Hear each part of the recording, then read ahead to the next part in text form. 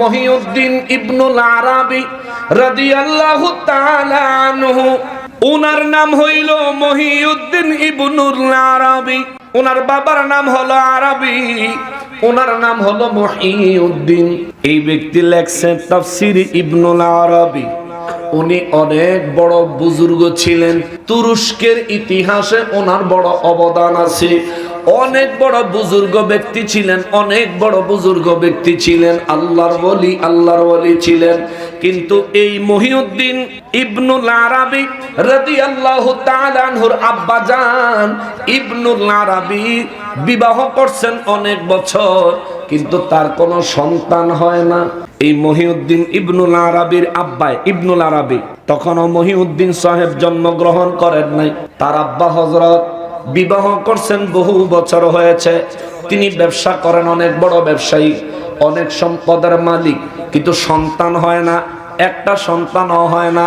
তিনি খোঁজ নিতে নিতে তৎকালীন যুগে গাউসে পাক মহিউদ্দিন আব্দুল কাদের জিলানী আল গিলানী রাদিয়াল্লাহু তাআলা আনহুর খেদমতে ইরাকের বাগদাদ শরীফে হাজির হলেন। জোরে বলেন সুবহানাল্লাহ। বাগদাদ শরীফে ব্যবসার জন্য এসে গাউসে পাকের কথা শুনে আরাবী, মহিউদ্দিন ইবনুল আরাবীর বাবা আরাবী, তিনি গেলেন গাউসে পাকের দপ্তরে, যায় গাউসে পাকের সালাম দিয়া কয়, ও মহিউদ্দিন আব্দুল কাদের জিলানী রাদিয়াল্লাহু তাআলা আনহু, আপনার কাছে একটা আরজি নিয়ে আইছি। সুবহানাল্লাহ।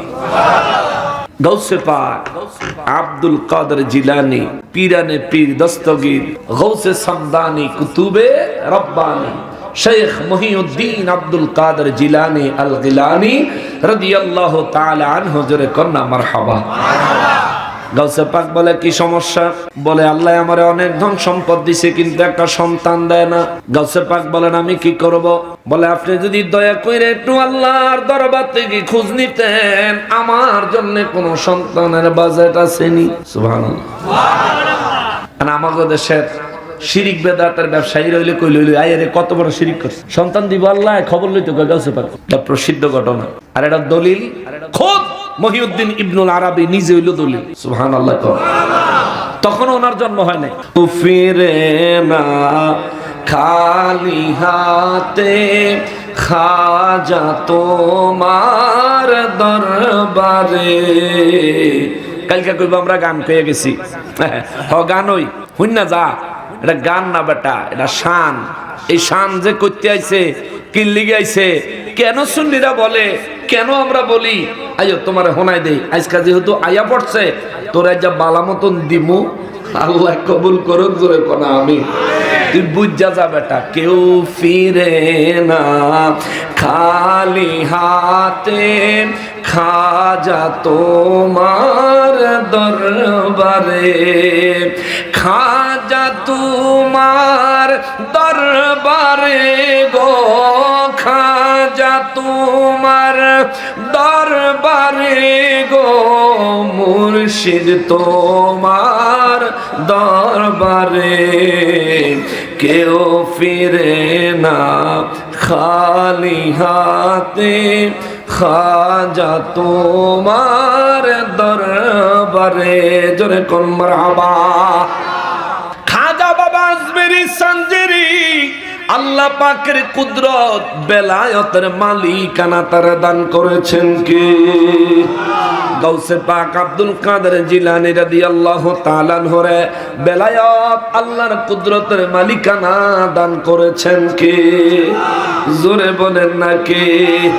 মানুষের সন্তান না হইলে খাজা বাবার দরবারে যায়, সন্তান না হইলে গাউসে পাকের দরবারে যায়, সন্তান না হইলে মানুষ শাহজালাল বাবার দরবারে যায়, আল্লাহর ওলিদের দরবারে যায়। এখন তাদের প্রশ্ন, ওদের প্রশ্ন, ওদের হেদের তাদের যারা মূর্তির পূজায় হাজির হয়, যারা মূর্তিরে তাজিম দেয়, ওনার আব্বা জানে কয়, যদি আপনি মেহেরবানি করে দেখতেন আমার জন্য কোন সন্তানের বাজেট আমার আল্লাহ করছেন কিনা। এখন হয়তো মনে মনে ভাবতে পারেন, হুজুর এই মানুষটা কেন গাউসে পাকের কাছে যায় নিজের জন্য সন্তানের বাজেট আসেনি তালাশ করলেন? কারণ আছে। কি কারণ? উনি বাগদাদের জমিনে শুনেছেন গাউসে পাক হলেন এমন আল্লাহর ওয়ালি যিনি ছোট্টবেলায় এক অলৌকিক ঘটনা ঘটাইছেন। উনার কাছে মহিউদ্দিন ইবনুল আরাবির আব্বাই গেছে, মনে আসেনি? ওনার দুঃখটা কি? হুজুর, আমার অনেক সম্পদ, অনেক বড় ব্যবসায়ী আমি, কিন্তু আমার একটা সন্তান নাই। আপনি একটু দেখেন, আমি শুনছি আপনার আব্বাই মানুষের গর্ভের সন্তান দেখতে পারতো, জানতে পারতো তার সন্তান কি পুত্র না কন্যা, সন্তান আছে না নাই। হুজুর, আপনি তো পীরানে পীর দস্তগীর, জোরে কন্যা সুবহানাল্লাহ। আপনি দয়া করে একটু খবর নেন যে আমার জন্য কোন সন্তানের বাজেট আসেনি। গাউসে পাক 2 রাকাত নামাজ আদায় করলেন, মোরাকাবায় গেলেন, মোরাকাবাত থেকে ফিরে এসে বললেন, না, আল্লাহর দরবারে আপনার জন্য কোন সন্তানের বাজেট নাই। সুবহানাল্লাহ। আপনি চেষ্টা করে আল্লাহ বইতো না। মহিউদ্দিন ইবনুল আরাবির আব্বা আরবি মহোদয় চোখের পানি ছেড়ে ছেড়ে জ্বর জ্বর করে কান্না আরম্ভ করে দিলেন, মালিক, ও মালিক, একটা সন্তান দে রে আল্লাহ, একটা সন্তান দে, কামাই খাইবার আশা নাই রে, মরলে মাটি দিব কে, ঠিক কিনা? মহিউদ্দিন ইবনুল আরাবির আব্বা যখন গাউসে পাকের দরবারে অঝর নয়নের চোখের পানি ছেড়ে কাঁদতে লাগলেন, গাউসে পাক আব্দুল কাদের জিলানী রাদিয়াল্লাহু তাআলা আনহুর মায়া লাগিয়া গেল। গাউসে পাক বলে, আপনি কি চান? কয়, চাই আল্লাহ যদি একটা সন্তান অন্তত দিত। গাউসে পাক বলে, একটা সন্তান পাইলে আপনি খুশি হইবেন? আরবি মহোদয় বলে, হ্যাঁ, এমন খুশি হব যেই খুশি এই দুনিয়ার সবচেয়ে শ্রেষ্ঠ খুশি। গাউসে পাক বলেন, ঠিক আছে, আপনি এদিকে আসেন, আমার কাছে আসেন। কাছে গেলেন, গাউসে পাক বলেন, আমার পিঠের সাথে আপনার পিঠ লাগায়া বসেন। সুবহানাল্লাহ। পুরুষের মেরুদণ্ডে থাকে শুক্রাণু, পুরুষের মেরুদণ্ডে থাকে শুক্রাণু, যেটা শারীরিক সম্পর্কের মাধ্যমে বাবার মেরুদণ্ড থেকে মায়ের গর্ভে প্রবেশ করে। সুবহানাল্লাহ। গাউসে পাক আব্দুল কাদের জিলানী রাদিয়াল্লাহু তাআলা আনহু বলেন, আসেন, আপনি আমার পিঠের সাথে আপনার পিঠ লাগাইয়া বসেন। আরবি মহোদয় গাউসে পাকের পিঠ মোবারকের সাথে তার পিঠ লাগাইয়া বসলেন। কিছুক্ষণ চুপ করে রইলেন। কিছুক্ষণ পরে গাউসে পাক বলেন, আপনার জন্য আল্লাহর দরবারে কোনো সন্তানের বাজেট নেই, কিন্তু আমি আব্দুল কাদিরের সন্তানদের বাজেট থেকে একটা সন্তান আমি আপনারে দিয়া দিলাম।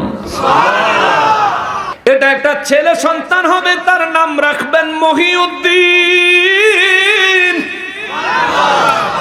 ওই যে গাউসে পাকের নাম মহিউদ্দিন আব্দুল কাদের জিলানী রাদিয়াল্লাহু তাআলা, উনি বলেন আমার নামে নাম রাখবেন, এই জন্য তার নাম মহিউদ্দিন ইবনুল আরাবি। জোরে কন্যা সুবহানাল্লাহ। তিনি অনেক বড় বুজুর্গ হয়েছেন, আল্লাহর ওলি হয়েছেন, এবং তাফসীর ইবনুল আরাবি কিতাব লেখছেন। উনার তাফসীর অন্যরকম এক নিগুড় রহস্যময় তাফসীর। জোরে কন্যা সুবহানাল্লাহ। তৎকালীন যুগে এই মহিউদ্দিন ইবনুল আরাবি গাউসে পাকের কারামতের সন্তান। মহিউদ্দিন ইবনুল আরাবি আরবির পুত্র হওয়া সত্ত্বেও কিন্তু হাকিকত হইল গাউসে পাকের সন্তান। গাউসে পাক বলেন, আমি দিয়া দিলাম। এটারে কয় বেলায়েতের পাওয়ার, এটারে কয় বিলায়াত, বেলায়েতের পাওয়ার। এটা আল্লাহর কুদরত ওলিদেরকে দিয়েছেন, এটা হইছে বেলায়েত। এই বেলায়েতের পাওয়ারের মালিকানা ওলি আল্লাহদেরকে দেয় কে? তাহলে মানুষ যে খাজা বাবার দরবারে, আল্লাহর ওলিদের দরবারে সন্তান পাওয়ার জন্য যায়, এটা কি সঠিক না ভুল? নিঃসন্দেহে সঠিক। এখন আপনি কইবেন এটা শিরিক হইছে। ও, অলির দরবারে গিয়া আল্লাহর কাছে সন্তান চাইলে, অলির কাছে সন্তানের জন্য দোয়া চাইলে, অলির উসিলা দিয়া আল্লাহর কাছে চাইলে আপনার কাছে শিরিক হয়। কিন্তু মূর্তির পূজার মণ্ডপে গিয়া মূর্তিরে তাজিম দিলে, গীতা পড়লে, আর পূজার প্রসাদ খাইলে, পূজার বেডিগুলোকে নাচন দিলে, তখন আর পূজা হয় না, ঠিক কিনা বলে? আপনারা আমরা চিনি। আপনি শিরিকের কন্ট্রাক্টর, আপনি হলেন শিরিকের কন্ট্রাক্টর। শিরিক, আপনি শিরিকের আড্ডাখানা পাহারাদার। মাজারে বেলে শিরিক হয়, তো পূজার মণ্ডপে কি জুমার খুতবা হয়? কথা কর না কাবিয়া। পূজার মণ্ডপে জুমার খুতবা হয়, সেখানে তো ডাইরেক্ট পূজা হয়, ডাইরেক্ট শিরিক হয়। আল্লাহকে বাদ দিয়া এই মাটির মূর্তির ইবাদত করে, সেই জায়গায় আপনি গিয়া আপনি গণপ্রতিনিধি হিসেবে যাইতেই পারেন, কিন্তু খালি হিন্দুর আর গণপ্রতিনিধি হইলে তো হইতো না, মুসলমানেরও গণপ্রতিনিধি হইতে হইব যদি আপনি আদর্শ নেতা হইতে চান। আল্লাহ তাআলা তাদেরকে হেদায়েত নসিব করুক। সবাই পড়ি আমিন। ওয়াজ শেষ কয়টা বাজে? হাই হাই, তাবারুক আছে বলে, তাবারুক তাবারুক আছে ইনশাআল্লাহ। বাবা, সমস্ত মুলকিয়তের মালিক কে? আল্লাহ যারে খুশি মালিকানা বানায়। এখন আমি আর আপনি কতটুকু মালিক? আজকের বয়ান থেকে কিছু জিনিস শিখতে হবে। আমি আর আপনি কতটুকুর মালিক? যতটুকু খাইলাম, যতটুকু পড়লাম, আর যতটুকু দান করলাম।